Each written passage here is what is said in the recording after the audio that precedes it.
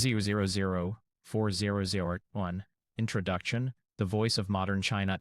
Welcome. Today, we embark on a journey through one of the most important works in modern literature, Diary of a Madman and Other Stories by Lu Xun, the father of modern Chinese literature. These stories, written between 1918 and 1925, are not merely fiction, they are a surgical dissection of a dying society, a cry of anguish, and a desperate plea for the future. To understand these stories, we must first understand the man who wrote them. Lu Xun was born in 1881 in Shaoxing, Zhejiang Province, into a once prosperous scholar gentry family that was rapidly declining. His childhood was marked by profound trauma. His grandfather was imprisoned for bribery, and his father fell into a long, wasting illness. Young Lu Xun spent his teenage years shuttling between pawn shops and medicine shops, watching his father die slowly, witnessing the impotence of traditional Chinese medicine. This early experience of suffering, decay, and the failure of old systems shaped everything he would later write. In 1902, he went to Japan on a government scholarship to study medicine. He believed that Western science could help strengthen China, then called the sick man of Asia. But then came a moment that changed his life forever. During a break from his studies, he saw a lantern slide showing a scene from the Russo-Japanese War. A Chinese man, accused of spying, was about to be executed by Japanese soldiers. And gathered around to watch the spectacle was a crowd of other Chinese men, his own countrymen, with strong, healthy bodies but utterly numb, passive expressions on their faces. They were there to be entertained by the death of their own compatriot. Lu Xun later wrote about this epiphany. What use was strong bodies when the spirit was dead? He realized that the most urgent sickness in China was not in the body, but in the soul. He abandoned medicine for literature, dedicating himself to healing what he called the national spirit. In 1918, he published A Madman's Diary in the influential magazine New Youth. It was the modern short story written entirely in vernacular Chinese, the language of ordinary people, not the classical language of the elite. It was a declaration of war against the old traditions. Over the next several years, he wrote the stories collected here, works that would become the foundation of modern Chinese literature and the conscience of a generation. These stories are not entertainment. They are diagnoses. Each one examines a symptom of China's cultural sickness, a rigid, Confucian system that demanded absolute conformity and crushed individuality in the name of family, tradition, and social harmony. Lu Xun writes with cold, surgical precision, but beneath the surface burns a passionate fury and a deep, abiding compassion for the victims of this system. His work remains powerful because the questions he asked are still with us today. How do we balance tradition with freedom? How do we protect the innocent from being devoured by systems more powerful? How do we live with integrity in a world that rewards corruption? Asum 4-1100 Part 20, A Madman's Diary. The Truth Behind the Mask. Let us begin with the title story, A Madman's Diary, the literary atom bomb that launched modern Chinese literature. The story is presented with a clever framing device, a short, seemingly objective preface by a conventional narrator who tells us he has obtained the diaries of a friend, now recovered from an illness, and is publishing them for medical research. This framing immediately creates a tension between the sane, ordinary world of the preface and the insane world of the diaries. We are invited, from the start, to ask, who is really mad? The diary itself is written in 13 fragmented entries by a man suffering from what his family calls a persecution complex. He becomes convinced that everyone around him, his brother, the villagers, the children, even the family dog, is plotting to eat him. At first, this seems like classic delusion. The moon is bright, he feels refreshed, but then suspicion creeps in. I must be careful, or why did the Zhao family's dog look at me twice? He goes outside and sees everyone looking at him with strange, knowing eyes. But as the diary entries progress, a terrifying clarity emerges. The madman recalls a conversation about a village where a bad character was beaten to death and his heart and liver were eaten fried. He remembers a history book. I tried to look this up, but my history has no chronology, and scrawled on each page are the words benevolence, righteousness, morality. I could not sleep anyway, so I read carefully for half the night, and finally I could only see the words eat people written all over the book. This is the story's explosive core. The benevolence, righteousness, Morality of Confucianism, the pillars of Chinese civilization for 2,000 years are a mask. Beneath the mask is a cannibalistic system that consumes the weak, the different, the young, anyone who doesn't conform. The madman isn't mad because he's wrong. He's mad because he's the only one who can see the truth. He has seen the elaborate social performance and recognized the savage reality underneath. His horror deepens when he realizes the conspiracy includes his own elder brother, the respected head of the family, the one who taught him the classics. The brother brings in a doctor who the madman immediately identifies as a butcher in disguise, come to assess how fat he is. He overhears the doctor whisper to his brother, "Eat him right away." He is devastated. Eaten by my own brother. I am the brother of a cannibal. The sickness is not just out there, it is in his own home, in his own blood. He then engages in a desperate, philosophical debate with a young man. Is it right to eat people? The young man parrots the classic justifications. It's not a matter of right or wrong. It has always been this way. The madman retorts with a question that is the essence of the May 4th spirit. If it's always been this way, is that any reason for it to be right? He challenges the tyranny of tradition, the idea that age equals validity. The young man has no real answer, only the threat of social power. You're wrong to talk like that. Talking like that is your fault. The final diary entries are a spiral of despair and revelation. The madman realizes the horror is universal and ancient. He traces the cannibalism from antiquity through history to the present, and finally, in a shattering moment of self-awareness, he realizes he too is complicit. I have been living in a place where people eat people for 4,000 years, he writes. I may have eaten my sister's flesh myself without knowing it. He, the awakened one, stained by the very system he condemns. And then comes the ending. Not a call to arms, not a political program, but a desperate, fragile, heartbreaking plea. Perhaps there are still children who haven't eaten people, he asks. Save the children. This is not a sentimental line, it is a cry from the abyss. The madman sees no hope for himself or his generation, corrupted beyond repair. The only possible future lies with those who have not yet been fully indoctrinated, whose minds and souls are not yet devoured. Save the children is the foundational cry of modern humanism, the insistence that the future must be different from the past. It is a prayer and a command. 1:1:00, Part 3. The New Year's sacrifice, the destruction of an innocent. If a madman's diary is the diagnosis, the New Year's sacrifice is the most devastating case study in the entire collection. This story, perhaps Lu Xun's masterpiece, follows the tragic life of Xianglin's wife, a poor, simple woman whose fate is determined entirely by the feudal system she is trapped in. The story is framed by the same kind of detached, intellectual narrator we saw in the preface to Madman's Diary. He returns to his hometown, Lausanne, just before the new year. He stays with his old-fashioned Confucian uncle, a man who despises all things new. The town is bustling with preparations for the sacrifice, the elaborate ritual to honor the gods and ancestors, and ensure good fortune for the coming year. It's a time of busy, communal celebration. But the narrator is troubled. The day before, he encountered a woman on the street, Xianglin's wife. He barely recognizes her. She has aged terribly. Her hair is completely white, her face is gaunt and yellow, her eyes are lifeless. She is a beggar now, holding a bamboo pole and an empty basket. She stops him and asks a question that stops his heart. I have a question to ask you. After a person dies, is there a soul or not? The narrator is paralyzed. He, the educated modern man, the one who reads science and philosophy, is completely unable to answer this desperate, fundamental question from a dying woman.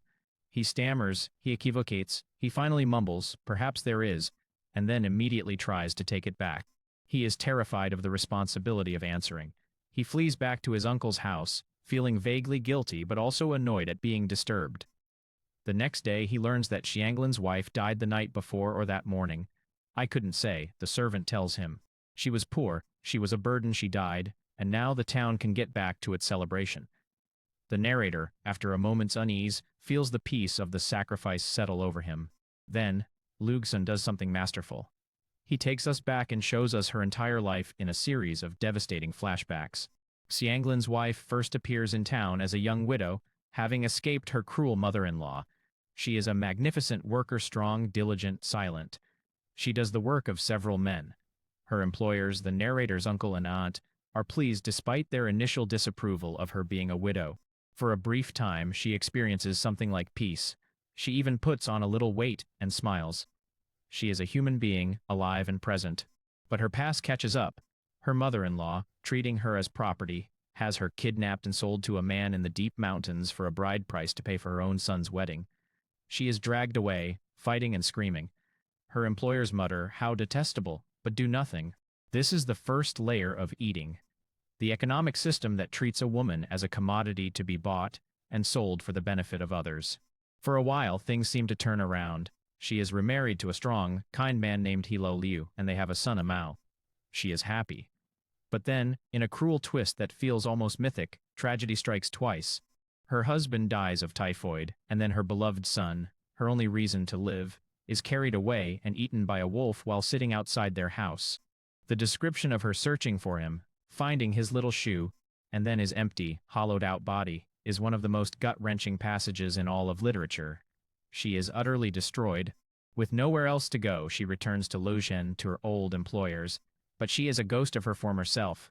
She repeats story endlessly, like a wound that won't close. At first, people listen with pity, but soon they grow tired of it. They've heard it before. They become annoyed. They mock her behind her back.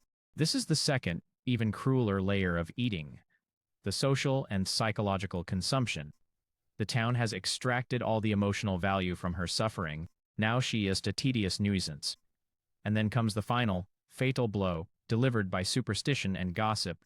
A pious old woman, Liu Ma, tells Xianglin's wife that, because she was married twice, in the afterlife the two dead husbands will fight over her, and the king of hell will have to cut her in two. Terrified, Xianglin's wife is told she can buy redemption by donating a threshold to the local temple, a wooden step that thousands of people will walk over, symbolically trampling away her sin. She works and saves for an entire year, spending every penny she has to buy this chance at salvation. For a brief moment, she is happy again. She has hope. On the day of the winter sacrifice, she is full of confidence. She helps set up the offerings. She reaches out to take the wine cups and chopsticks, a simple, ordinary action. But her mistress, the narrator's aunt, screams at her. Put them down, Xianglin's wife.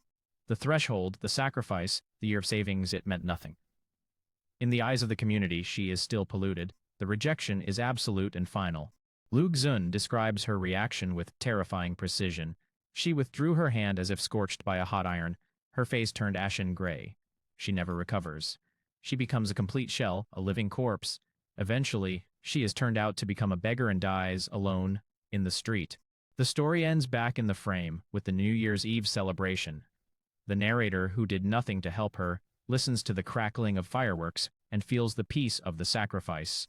He imagines the gods and spirits, drunk on the offerings, swaying in the sky, preparing to bestow boundless happiness on the people of Luzhen. The irony is absolute, soul-shattering. The happiness is built on the corpse of a woman they destroyed. The sacrifice, the ritual meant to honor life, is made possible by a social death. Xianglin's wife is not just a victim. She is the ritual sacrifice herself, consumed so that the community can feel pure and blessed. Part. Satirical stories, a happy family, and soap. After the emotional devastation of the New Year's sacrifice, Lu Xun offers a change of pace with two satirical stories that target the pretensions and hypocrisies of the urban middle class. These stories are lighter in tone but no less sharp in their critique. A Happy Family is a brilliant, self-deprecating comedy. The protagonist is a struggling writer, very likely a stand-in for Lu Xun himself. He's desperate for money, so he decides to write a story for a magazine called The Happy Monthly. The title story, A Happy Family. He sits down to imagine this perfect family. They must live in the perfect place, but every Chinese city he thinks of has problems. Beijing is too dead, Jiangsu and Zhejiang are at war, Shandong has bandits, foreign countries are too ridiculous. He finally just labels their location A. They must be the perfect couple, Western-educated, impeccably dressed, cultured, and refined. They must read the perfect books, not Russian novels about lower-class people, but some uplifting like The Ideal Husband. But every time he tries to build his fantasy, reality crashes in. Through his window, he hears his wife bargaining with a firewood seller over prices. 25 caddies.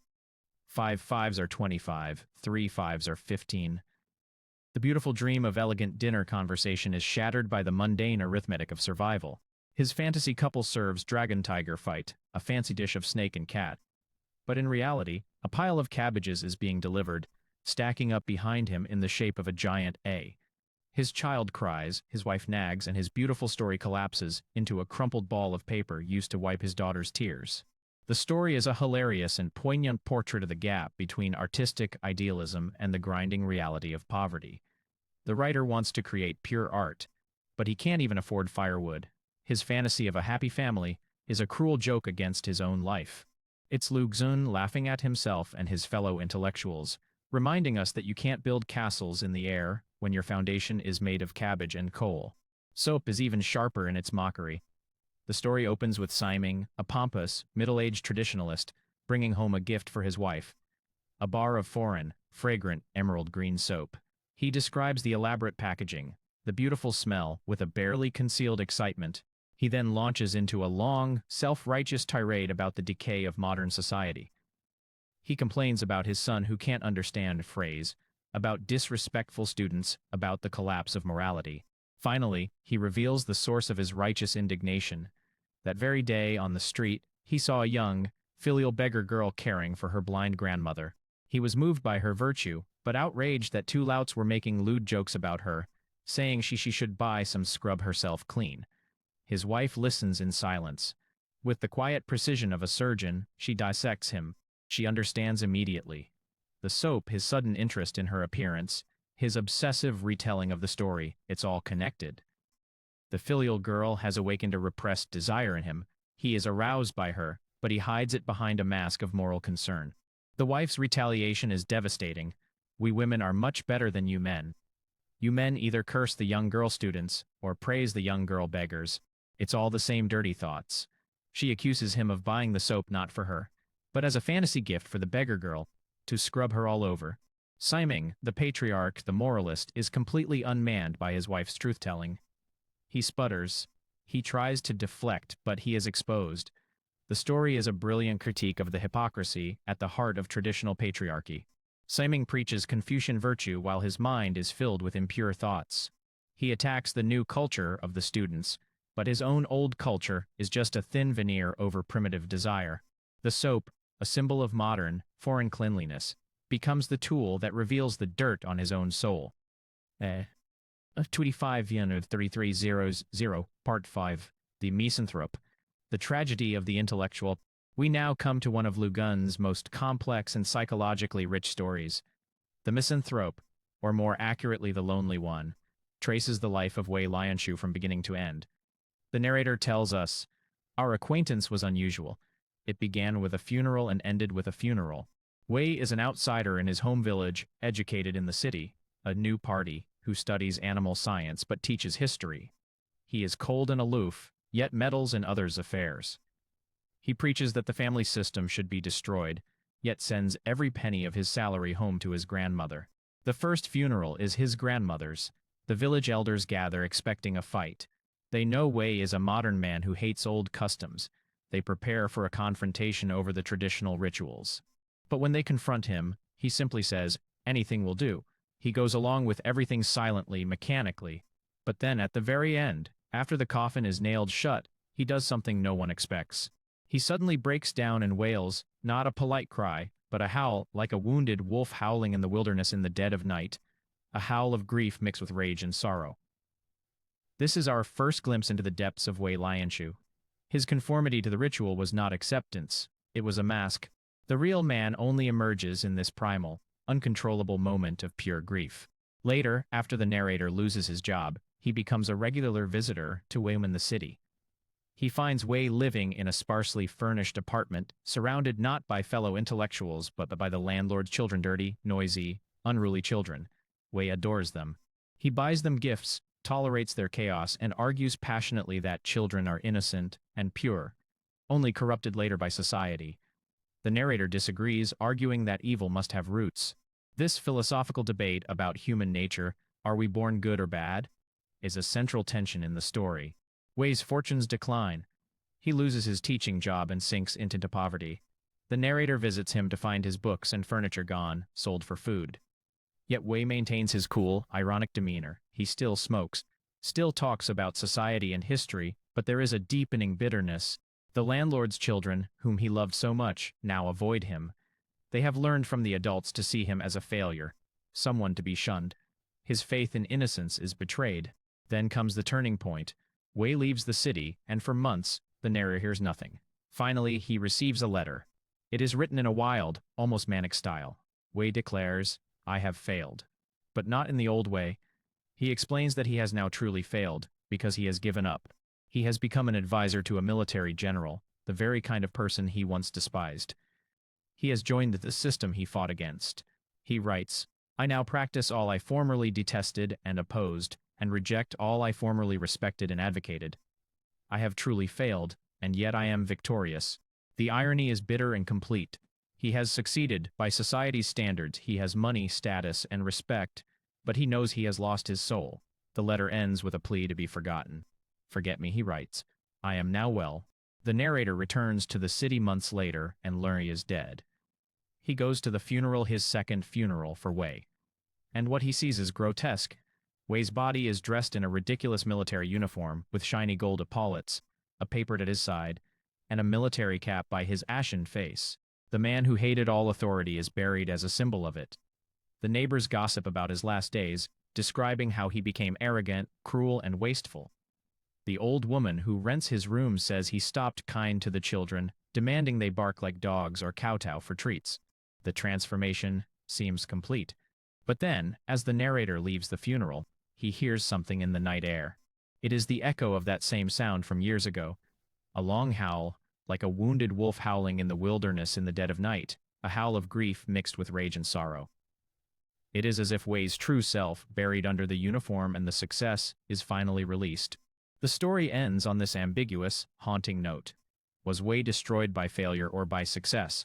Was the lonely one always already alone, or did society finally crush him into conformity? There are no easy answers, only the lingering echo of that wolf's cry. Fuse. 333810 Part 6. Regret for the past. Love and its destruction. Regret for the past is unique in this collection. It is the only love story, and it is perhaps the most personally painful story Lu Xun ever wrote. It is told in the first person by Huansheng, a young intellectual, as he sits alone in a bare room, haunted by the memory of the woman he loved and destroyed, Zijun. The story is framed as a confession, a desperate attempt to write down his remorse and grief in order to somehow move forward. He recalls their early days, meeting in a dilapidated room in a guild hall, a room as bare and lonely as the one he now inhabits. Back then, the silence was filled with anticipation, with the hope of her arrival. He would wait, heart pounding, for the click of her high heels on the brick path, and she would come, with her pale face, her dimples, her black skirt, bringing with her the new leaves of the half-dead acacia tree and the purple wisteria blossoms outside. Their relationship was built on ideas. They talked of Ibsen, of Nora, of female independence, of breaking free from the tyranny of the family. And then, one day, she spoke the words that would seal both their fates. "I am my own. None of them has any right to interfere with me." Huansheng is overjoyed. He sees in her the proof that Chinese women can be reborn. He proposes, in a way he later finds embarrassing, by quoting a line from a movie and kneeling before her. They defy her family and live together. At first, it is bliss. They find a small room, buy simple furniture. She sells her only gold ring and earrings to help. They are free. But the bliss is short-lived. The reality of poverty sets in. Huansheng loses his government job. The small, beautiful world they built begins to crumble. The change in Zijun is the most painful part. The bold, intellectual woman who declared her independence becomes consumed by domesticity. She spends her days cooking, cleaning, feeding the 4 loyal chickens they bought, and tending to the puppy, A Sui. She argues with the landlady. She has no time to read, to talk, to be the woman Huansheng fell in love with. Huansheng, struggling to find work and to write, grows irritated. He sees her as a burden, a drag on his ambitions. Lu Xun's genius is in his honesty. He doesn't make Huansheng a villain. He shows us his thoughts, his rationalizations, his growing coldness. Huansheng comes to a terrible conclusion. First and foremost, to live, love must be attached to something. He decides that their love, without a material foundation, is a lie. He convinces himself that the only way for either of them is to separate, and so one cold morning he tells her the truth. I no longer love you. The scene is devastating. Her face turns ashen. She looks at him with the eyes of a child, searching for something, anything. He cannot bear it and flees to the public library to escape the cold in her gaze. Days later, he returns home to find her gone. Her father has come and taken her away. She leaves behind all their meager possessions, and a pile of coins, all the money they had left for him to live on. He feels a surge of relief, of freedom. He imagines a new life, a new path. But the relief is short-lived. He hears from an acquaintance that Zijun is dead. She died at home, surrounded by her family's cold judgment and the world's indifference. Ran Shansheng is left with nothing but guilt. He realizes his truth was a form of murder. I should not have told Zijun the truth, he writes. We loved each other. I should have fed her with lies forever. The story ends in the same bare room where it began, but now the silence is absolute, a void. Wansheng is left to write his confession to try to bury Zijun in his memory so he can move on. But he knows he cannot. I want to forget, he writes. I want to take the first step toward a new path in life, to hide the truth deep in my heart's wounds and walk forward in silence, using oblivion and falsehood as my guides. It is one of the most honest and painful endings in literature.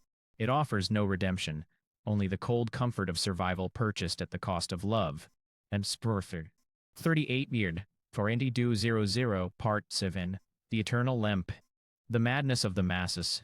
We now return to the symbolic, almost allegorical mode of a madman's diary with the eternal lamp.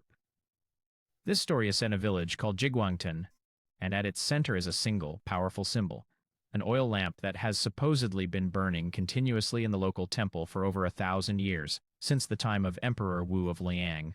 The villagers believe that if this lamp ever goes out, the village will be destroyed and they will all turn into loaches. One man, simply called He, has become obsessed with extinguishing the lamp. He goes around town, quietly but persistently telling people, put it out. He believes that as long as the lamp burns, the village will suffer from plagues and pests. His obsession makes him an outcast, a threat to the entire community's sense of order.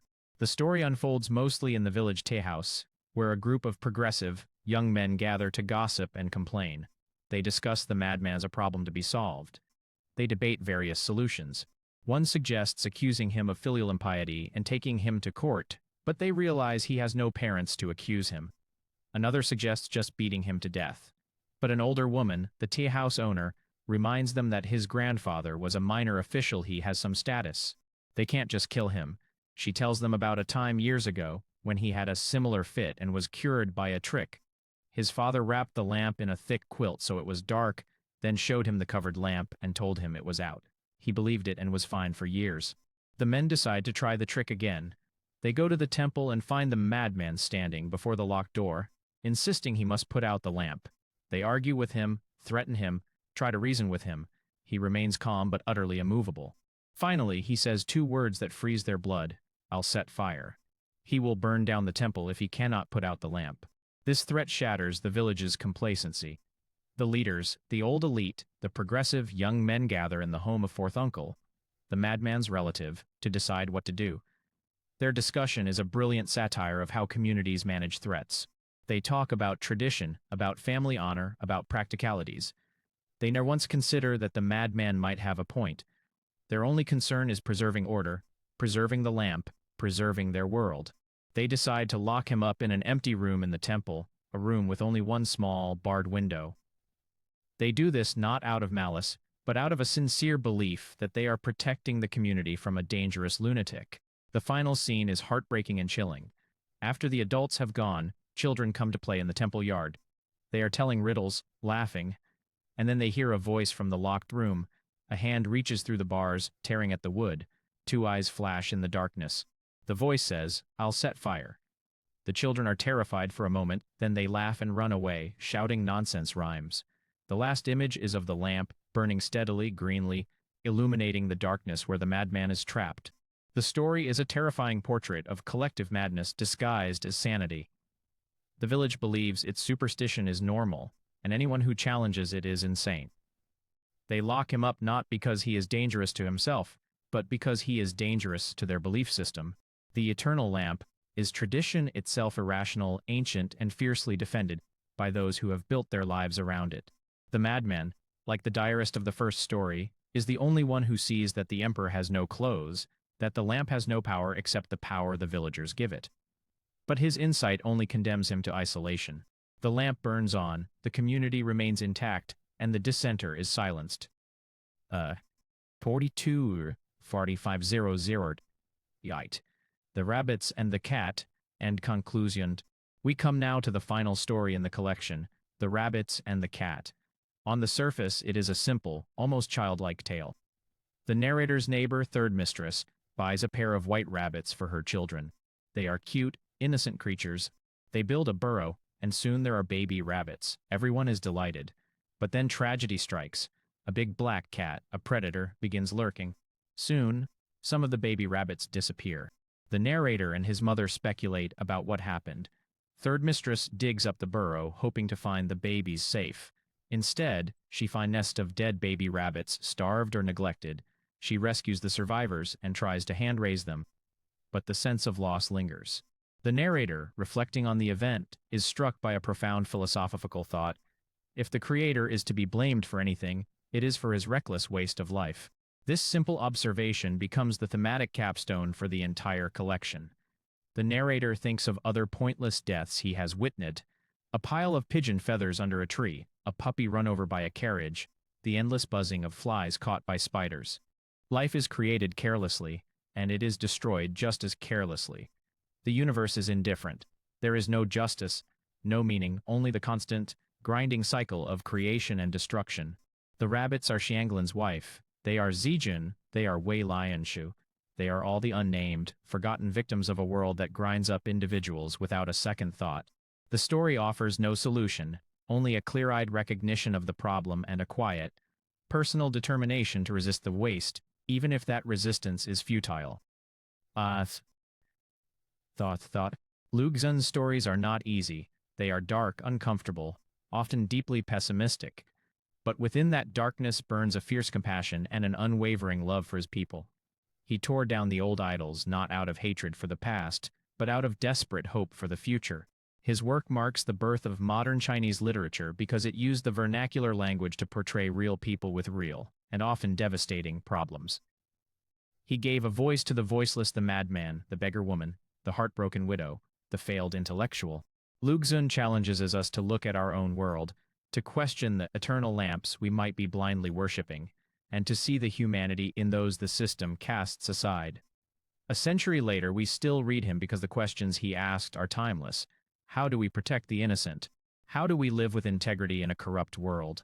How do we love without destroying? His final, echoing cry from a madman's diary remains as powerful today as it was 100 years ago.